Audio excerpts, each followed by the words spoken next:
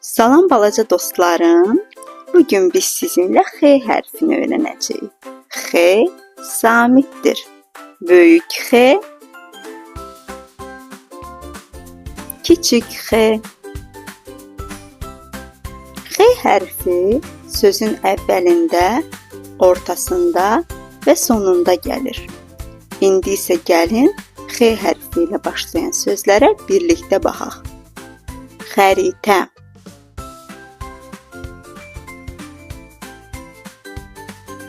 xiyar,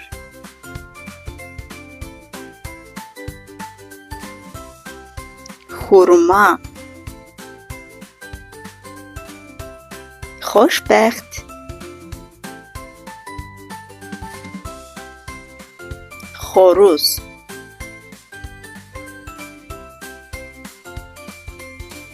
xalça,